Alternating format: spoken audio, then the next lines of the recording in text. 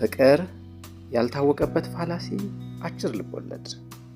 ደራሲ ሰለሞን አበበ ጀምሮ። ይህ ጽሑፍ የተወሰደው አማ ሌሌና ሌሎችም ከሚለው መጽሐፍ ሲሆን አዳም ረታና ሌሎችም ሙግ ጸሐፊያን ያሉበት መጽሐፍ ነው። ፍቅር ያልታወቀበት ፋላሲ። ፍቅር የሰላ ጭንቅላት ያለኝ ነበርኩ። ልክ እንደ ቀዶ ጥገና ሐኪም ምላጭ ልክክ ያልኩ እንደ ኬሚስት መለኪያ። በዚህ ሳይል ላይ ሎጂካል ነገሮችን ሁሉ በምክንያት የሚመለከት ነበር። በዓለም ላይ ያለ የተባለ የሕግ ሰው የታወቀ ፖለቲካ ተንታኝ ለመሆን የምመኝ መሆኔ ስለዚህ አይደለም። አስቡት እንግዲህ ይህን ያህል ዕድሜ ይህን ያህል ሲሆን ዕድሜ ስንት መሰላችሁ? ገና 18። ታዲያ ሁሌም ግርም የሚለኝ በየዕለቱ የሚፈጸሙት የሎጂክ ስህተት ልብ ብላችሁልኛል። ወሬያቸው ሳይቀር በፋላሲዎች የተበከለ ሀበሻ የተባለ ፍጡርማ ተማረ አልተማረ ያው። አሁን ልብ ምን አገባው? ለካ ጥፋተኛው ራሱ ቋንቋ ነውና አማርኛ መች ሎጂክ ያውቅና ያ ቢሊ ይህን ታሪኩን አንብቦ እዚህ ላይ ያሉትን ቃላት ሁሉ በአማርኛ ሊተረጉማቸው ሲለቅም ነበር። ራሱን ቢሊን ውሰዱ። በቢሊዮነር ዘመን ሚሊዮን ምንድን ነው ብለው ነው ወላጆቹ ቢሊዮን ያሉት። ያን ስሙን የሚያውቀው ግን የትምህርት ቤት ሰነዱ ብቻ ነው። ገና ሲተዋወቅም ቢሊ ብሎ ነው።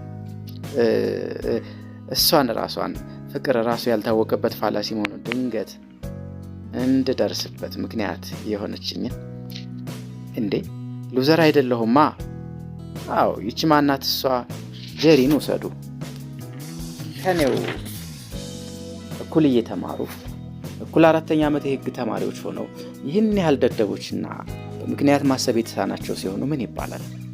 የስ ላቪስ ፋላሲ ፍቅር ፋላሲ ነው። ያው ቢሊ ሕጸጽ ነው ያለው ነው አሉ ፋላሲ።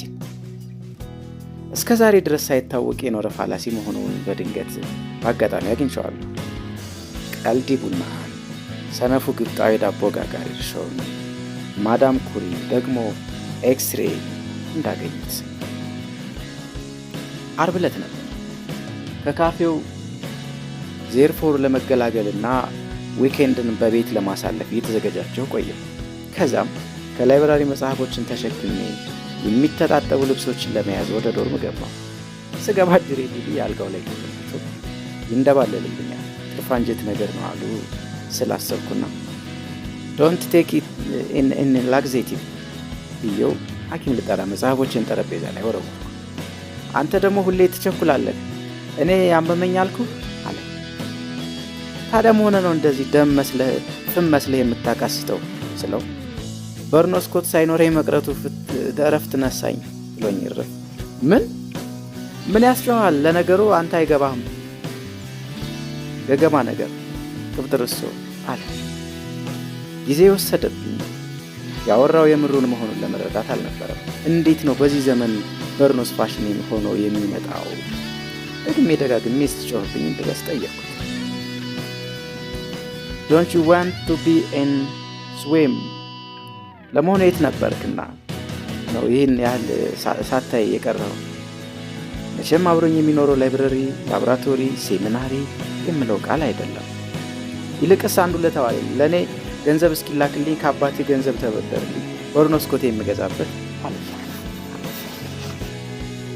ካኔትራና ፓንት ለመልቀም ሎከሬን እየከፈቱ ገንዘብ እንኳን አላገኝልህም።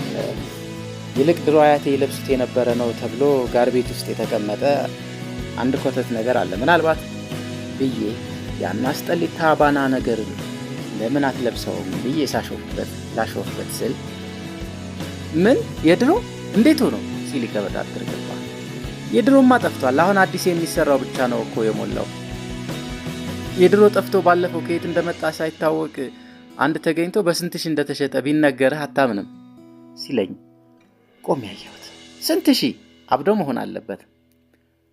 እነዚህ ፋድሊስትስ ጠዋት ለማታ የሚቀያየረውን ፋሽን የሚከታተሉ ሰዎች የምክንያታዊነት ችግር እንዳለባቸው የታወቀ ነገር ነው። ዛሬ ጊዜ ደግሞ የዘመናዊነት ዴፋክቶ መለኪያ እሱ ነው። አተኩሬ ሳየው እሱም ሲያየኝ ቆየና ቀስ ብሎ እና እሱን ባመጣልህ ይጠቅምሃል? ምን ነካ? ያ ማለት እኮ በቃ ሰኞ ስመጣ ከማለቴ ከአልጋው ላይ ተፈናጥሮ ተነስቶ ወደ እኔ ተወርውሮ አነቀኝ። ገደልኸኝ እኮ ምን ነካ? ዋው ፊው ቲው ማርቢው እንዴት ደስ የሚል ነገር! ይኸውላችሁ እንግዲህ ይህን አይነቱን ምክንያት አልባ ትንፋሽ እኮ ነው የምላችሁ። አሁን ግን እዚች ጋር እንደ ሐሳብ ብልጭ አለችልኝ። ትክክለኛው ጊዜ ነው። ይሄው ይህ ድል እንዳያመልጠኝ አስቤ ሰኞ ይመጣልሃል አልኩትና እንደተካነ ነጋዴ አይኖቼን አጨንቁሬ በቆረጣ አየሁት። አመጣልሃለሁ ግን ቢዝነስ ነው አልኩት። ቶሎ መልስ አልሰጠም። አፍጦ እያየኝ ምን ልለው እንደሆነ የሚያስብ መስሎ ቆየ። ቢዝነስ ነው? የምን ቢዝነስ? በርኖስን አመጣልሃለሁ፣ አንተ ደግሞ ቺክህን ጄሪን ታመጣለህ። ና ቢዝነስ። እንደ አዲስ ሰው ሲያየኝ መቆየቱ አስፈራኝና ፊቴን አዙሬ ከሎከሬ የቆሸሹ ልብሶችን ማውጣት ቀጠሉ። አታስዋሹኝ፣ ፈርቼ ነበር። ቀስ እያልኩ በቆረጣ ያለው ቀስ ብሎ ተመልሶ በልቡ ተንበለበለ። ብዙ ጊዜ ወሰደብኝ። ትራቭሊንጌን ማሙላት። በመጨረሻ በል ካልፈለግከው ተወው አልኩትና ትራቭሊንጌን እያነገቱ ተነሳሁ። በዝግታ እየተራመዱ የአያቴ ዝተትም እዛው በጋር ቤቱ ያንተም ጄሪ አንተው ጋር እያልኩት ወደ በሩ አመራሁ። የበሩን ድምጽ ሲሰማ ድንገት ቀና አለና ወሰዳት አለኝ። ወሰንክ? ወሰዳት አልኩኮ። በል ሰኞ ጠዋት ይመጣልሃል፣ አንተም እሷን አዘጋጅተህ ጠብቀኝ አልኩትና ወጣሁ። ሰኞ ጠዋት ስወረውርለት እንዴት ተወርውሮ እንደቀለበው አትጠይቁኝ። የዚያው ዕለት ጄሪን ምሳ ሰዓት አገኘኋት። በፊት ከማስባት በታች ልታስብ ቀርቶ ልታስብም ያላሰበች ሆናብኝ። በንግዴ ተበላሁ ነበር ያሰኘች። እሺ ማታ እራት ጋብዝሻለሁ ስላት ዋው እንዴት ደስ ይላል። ምኑ? ራቱ። መቼ አየሽውና? ከዛ ደግሞ እሺ ከዛ ናይት እንወጣለን ስላት ዋው። ለሷ እኔ ተሸማቀቅኩ። ወዲያውኑ ወሰንኩ። ይቺ ልጅ ማሰብ እንድትችል ማድረግ አለብኝ። ስሚ ጄሪ፣ ያሰብኩትን ሁሉ ሰረዝኩ። መጀመሪያ አንቺ ከኔ ጋር ማች እንድታደርጊ ማሰብ መጀመር አለብሽ አልኳትና ዛሬ ምሽት ላይ ጀምሮ ሎጂካል ቲንኪንግ ትማሪያለሽ። ላስት ታይም በስንት መከራ የተገላገልኩትን ነገርኩሽ ብዬ እኔ ወደፊት ምን ራዕይ እንዳለኝ ለእኔ ሚስት የምትሆነውን ከኔ ማች ማድረግ እንዳለባት አስረድቼ ስለዚህ የሎጂክ ስልጠናና ከኔ ጋር ማች የምታደርጊ ደስ ሲል ነበር መልሷ። መብገኔን አምቄ ሳልጨብጣት ፊቴን አዙሬ ወደ ዶርም ሄድኩ። ወደ ምሽት ላይ በዛ በማልወደው የሼክስፒር አዝ ዩ ላይክ ኢት የፍቅር ድራማ ላይቭ የሚተወንበት በሚመስለው የዛፍ አይነት በሞላበትና ኪሲንግ ፑል ብለው በሚጠሩት ቦታ ተገናኝ። ባዶ የሆነ ቅርንጫፎች መሬት የነኩ ኮርክስፒ የሚልና ባሉጥ የሚል የተለጠፈበት ኦክትሪ ስር ሾልከን ገባንና ተቀመጠ። ወዲያው እሺ ምንድነው የምናወራው ብላ ጠየቀች። ባለፈው ጊዜ እንደነገርኳት እንኳን ረስታለች። ሎጂክ አልኳት። ከአንድ ደቂቃ በላይ ይህን ስታምሰለስለው ቆየችና ተቀበለችው። ማርቪ ነገር ይመስላል ብላ በእጇ ጀምር ቀጥላለች።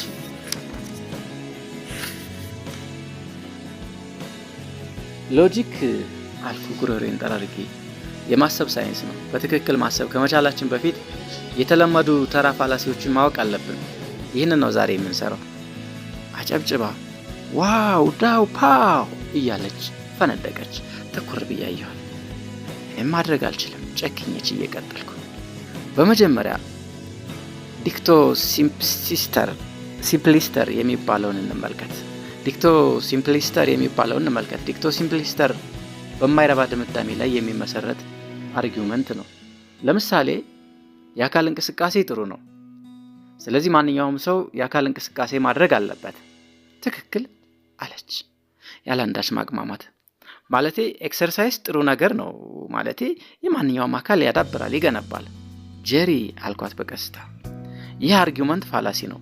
የአካል እንቅስቃሴ ጥሩ ነው የሚለው ግን ጥሩ ድምዳሜ አይደለም። ለምሳሌ የልብ በሽታ ላለበት ሰው ጥሩ አይደለም። ብዙ ሰዎች በሐኪሞች ተከልክለው ይኖራሉ። ስለዚህ አንድን ሐሳብ ድምዳሜ ብቃቱንና ጥራቱን መመርመር አለብሽ። ማለት ያለብሽ ብዙውን ጊዜ የአካል እንቅስቃሴ ጥሩ ነው ወይም ለአብዛኛው ሰው የአካል እንቅስቃሴ ጥሩ ነው ማለት ነው። እንደዛ ካልሽ ባለተራ ሐሳብ ዲክቶ ሲምፕሊስተር ነሽ ማለት ነው። ገባሽ? አይ አለች። ግን ነገሩ ማርቪው ነው። ተመችቶኛል። እስኪ ሌላ። ታዲያ ጎኔን ልቀቂዋ፣ ስትጎትችኝ አይደለም እኮ የሚጨመረው አልኳት። እጇን ስትሰበስብልኝ ቀጥሎ ደግሞ ሄስቲ ጀነራላይዜሽን የሚባለውን ፋላሲ በደንብ አዳምጪ። አንቺ ፈረንሳይኛ አትችልም፣ ፋፊ ፈረንሳይኛ አትችልም፣ ሶፊም ዴቭም አይችሉም። ስለዚህ በአዲስ አበባ ዩኒቨርሲቲ 6 ኪሎ ካምፓስ ውስጥ ፈረንሳይኛ የሚችል አንድም የለም። እንዴት ይኖራል? ከሊሴ ገብረ ማርያም የሚመጡ ወይም ፍራንኮፎን የሆኑ የውጭ ሰዎች ከሌሉ በቃ። ከዛ ልክ ይሄኛውን እንደጨረሰች አድርጋ ሌሎች ፋላሲዎችን ታውቃለህ በኋላ ካለው ባክህ አለች። አያይዛም አንተ እንዴት ዘና ያደርጋል፣ ምን አለ ሲያስተምሩን እንዲህ ስትለኝ እንዴት እንደተቃጠልኩ። እንዴት እንዲች ያለችውንማ ኬትም ማገኝ የለም እንዴ? ኬትም በቃ እንደው ቻይ ካልሆንኩ በስተቀር። የሚቀጥለው ፖስት ሆክ ይባላል አልኩ። ልክ የግድ መጨረስ እንዳለብኝ ወይም እሷም እንዳይሰማት አስቤ ይሆናል። ቢሊን ብንሞት ሽርሽር ይዘነው አንሄድም እንዴ? ሁሌ ከእርሱ ጋር ከሄድን ዝናብ የሌለ ዝናብ ይመጣል። አዎ እውነት ነው። እኔም የማውቃት አንዲት የሰፈር ልጅ አለች። ወጣ እንበል ብለን ስንወጣ እሷ አብራን ካለች የሌለ ዝናብ ከየትም መጥቶ እንደሚዘንብ አትጠይቀኝ። ቅጽል ስሟም ዝናቧ ነበር። ጄሪ ፋላሲ ነው። ዝናብ አታመጣም። ዝናቡና ዝናቧ ምንም ዝምድና የላቸውም። ስለዘነበ ዝናቧን ተጠያቂ ካልሽ በፖስት ሆክ ስህተተኛ ነሽ። ተናደድክብኝ እንዴ ስትለኝ ንዴቴን ውጪ ለምን ጄሪ እብድ እኮ አይደለሁም አልኳት። ከሆነ ታዲያ ትንሽ ጊዜ ለመግፋትም ብላ እንድጨምር ተናገረች። ጥሩ ኮንትራዲክሽን ፕሪሚሲስ የተባለውን እንሞክር አልኩና እግዚአብሔር ማንኛውም ነገር ማድረግ ይችላል። ስለዚህ ማንሳት የማይችለውን ድንጋይ መፍጠር ይችላል። ትክክል አለች በእርግጠኝነት። ግን ማንኛውም ነገር ማድረግ ከቻለ ድንጋዩን ማንሳትም ይችላል እኮ ስላት ፊቷን አኮሳትራ አሃ አለች። ጥቂት እያሰበች ቆየችና ስለዚህ ያን የማያነሳውን ድንጋይ መስራት አይችልም ማለት ነው። ሁሉን ማድረግ ይችላል መልሽ አስታወስኳት። ያን ውብ ሆኖ ባዶ የሆነ ጭንቅላቷን አከከች። ግራ የሚያጋባ ነገር ነው በማለት እንዳቃታት ተናገረች። አዎ ግራ ተጋብተሻል። እንዳይሆነው መንደርደሪያ ሐሳቦቹ እርስ በርሳቸው የሚጣፉ በመሆናቸው ነው። እርስ በርሱ የሚጣፋ ሐሳብን ተንተርሶ አርጊውመንት አይኖርም። የሚችል ኃይል ካለ የማይንቀሳቀስ ቁስም አይኖርም። የሚንቀሳቀስ ቁስ ካለ የማይቻል ኃይል የለም። ገባሽ? እንደዚህ ከበድ ያለውን አምጣ አለች በጉጉት። ሰዓቱ ገፍቶ ሌሊት እየሆነ ነበር። በይ ወደ ዶርምሽ ላድርስሽ። ዛሬ ነገርኩሽን በሙሉ መልሰሽ መላልሰሽ አጥኛቸው። ነገ ማታ ላይም እንዲሁ ያለ ትምህርት ይኖረናል። በቀጣዩ ቀን ምሽት እዚያው ኪሲንግ ፑል እዛው ዛፍ ስር ተጎለት። ልክ መምህር ክፍሏ ሲገባ እንደሚጀምረው ጊዜ ሳላጠፋ ጀመርኩ። የዛሬውን ትምህርት የምንጀምርበት አድ ሚዘር ኮንድም በሚባለው ነው። በደስታ ተርገፈገፈች። በደንብ አዳምጪ። ሰውየው አንድ ስራ ለመቀጠር ያመለክታል። ቀጣሪው ያለውን የትምህርትና የሙያ ማስረጃ ሲጠይቀው ጌታዬ ከስራ የተቀነስኩት ቪፒአር የተባለው የማይፈለጉ ሰዎች የማራገፊያ መዋቅር የመጣ ጊዜ ነበር። ከአንድ ሚስቴና 6 ልጆቼ ጋር ኖርበት የነበረውን ቤት በልማት ሰበብ አስነስተው ቤቱን በአንተ ስም አይደለም ብለው እንዳለን ከመንገድ ዳር ወድቀን እንገኛለን። ሚስቴ የምታሳዝን የአካል ጉዳተኛ የሆነችው በላስቲክ ቤት ብርድ መጥቷት ነው። እንዳለ የነበሩንን ትናንሽ የቤት ዕቃዎች እየሸጥን ዳቦ ቀምሰን አድረን መገኘት የቻልነው ከ2 ሳምንት በላይ አይሆንም። ልጆች የሚላስ የሚቀመስ የሌላቸው፣ የሚለብሱት የሌላቸው፣ ጎናቸውን የሚያሳርፉበት ሰሌን እንኳን የለቅሶ ድምጽ ነገር ሰማሁና ወደሷ ዘወር ብል እንባዋን ታወርደዋለች። ምን ሆንሽ ብላት ይሄ ፌር አይደለም። የሰው ልጅ ለምንድነው እንዲህ የሚጨክነው? በጣም እኮ ኦፉል ነገር እያለች የለየለት ለቅሶ። ልክ ነሽ ኦፉል ነው ብዬ ተስማማሁላትና ግን አርጉመንት አይደለም። ሰውየው ቀጣሪው የጠየቀውን ብቻ ነው ማቅረብ ያለበት። ቀጣሪው ስለሙያው ነው የጠየቀው። እሱ የተጠየቀውን ትቶ የቀጣሪውን ልብ በመኮርኮር እንዲታዘንለት ነው የፈለገው። ሶፍት ይዛል ናፍኪን የራሷን እንዳለ ጨረሳ ጠየቀች። ሰጠኋት። እንባዋ ግን አልቆመም። አየሽ እንዲህ እንዳንቺ ስስ ልብ መፍጠርንና ከእውነታ ውጭ ማስፈጸም አድ ሚዘሪኮንዲየም የሚባለውን ፋላሲ ነው የፈጸመው። ገባሽ? የእሷን መስማት አልጠበቅኩም። የእሷን መስማማት አልጠበቅኩም። ቀጥሎ አልኩ ሆነ ብዬ በፈጠርኩት የድምፅ ቃና ቀጥሎ ፎልስ አናሎጂ ምሳሌ። ተማሪዎች በፈተና ጊዜ ደብተራቸውን እየተመለከቱ ለመስራት ሁሌም ይጮሃሉ። ሰርጅኖች ኤክስሬም የላቦራቶሪ ሪፖርትና ሌሎች ማይተው ያክማሉ። መሐንዲሶች ካርታውንና ፕላኑን እያዩ ይሰራሉ። ዳኞችና ጠበቆችም የህግ ሰነዶችና ማስረጃዎችን እያዩ ይሰራሉ። እንዲህ ከሆነ ታዲያ ተማሪዎችስ ለምን ደብተራቸውን እያዩ? ይህ እኮ ጥሩ መከራከሪያ ነው ብላ እንደጀመረች ነበር ያቁረመረምኩት።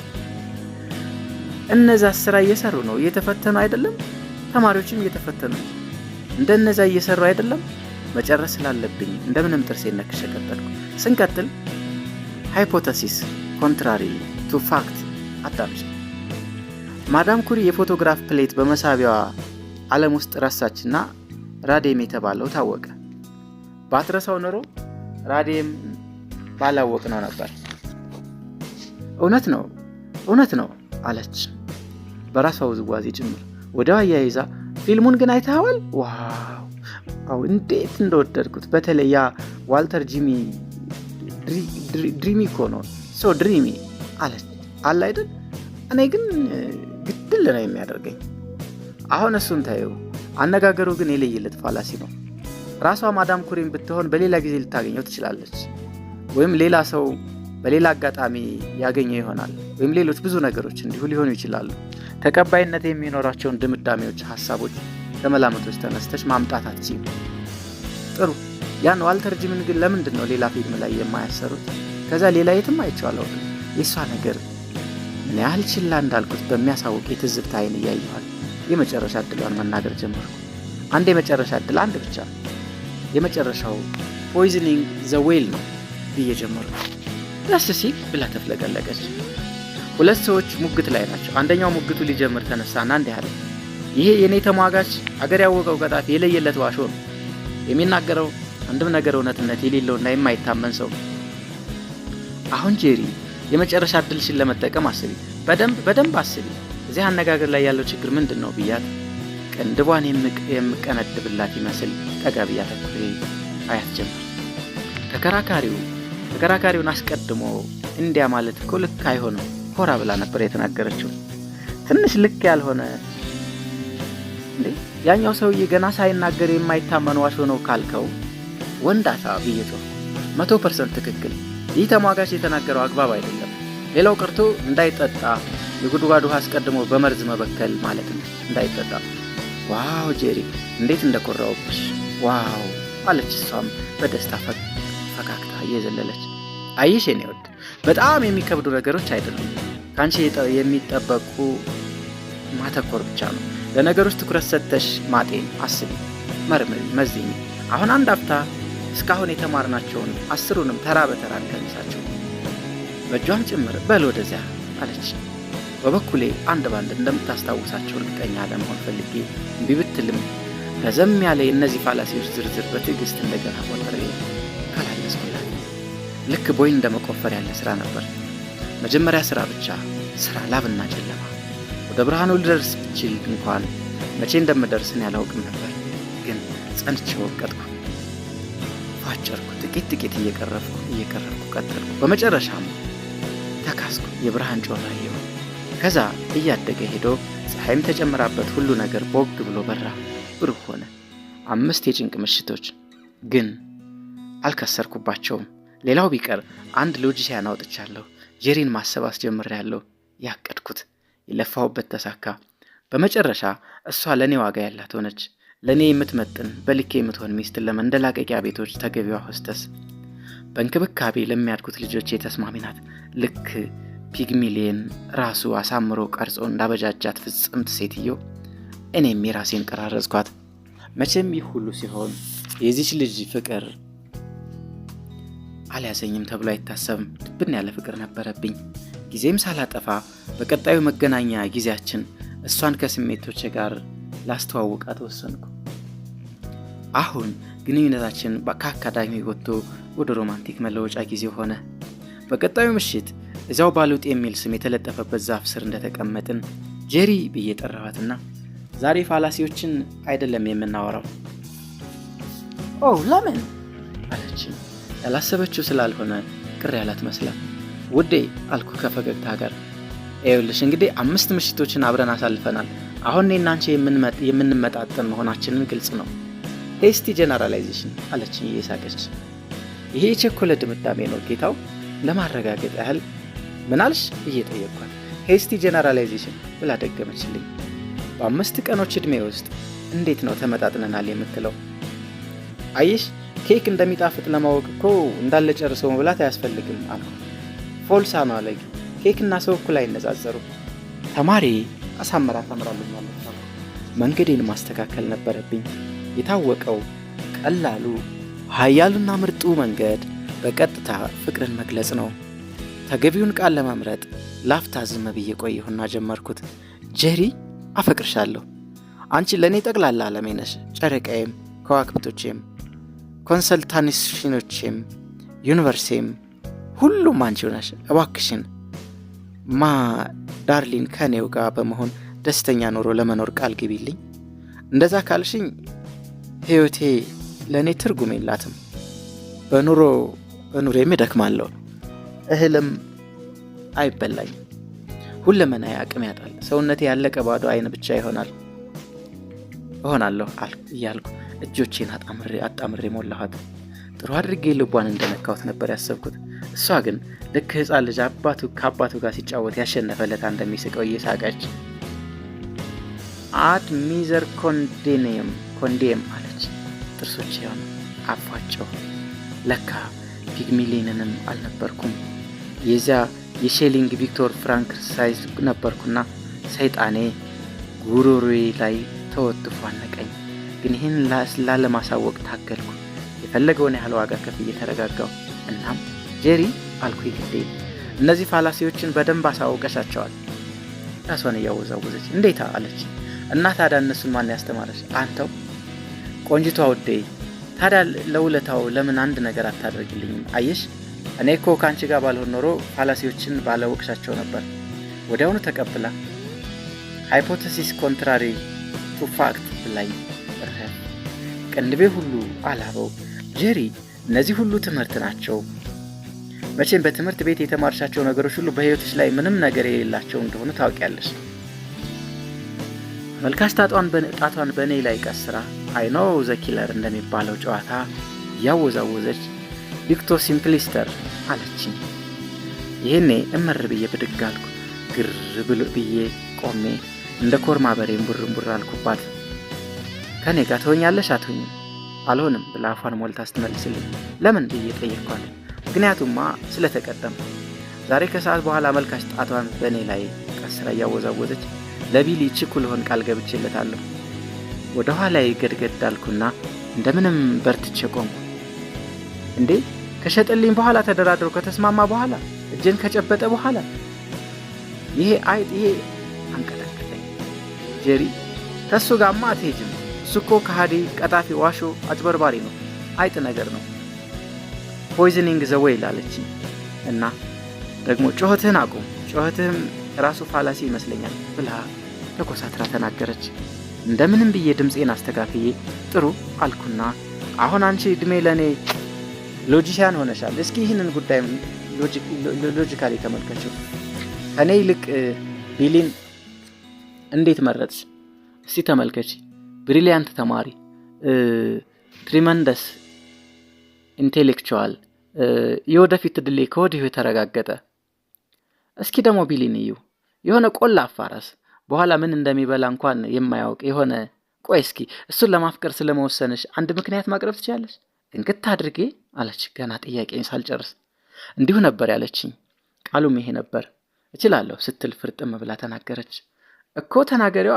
እሱን የመረጥሽበት የምታፈቅሪበት አንድ ምክንያት እንኳን ማቅረብ ትችያለሽ። አንድ ምክንያት እንዴ?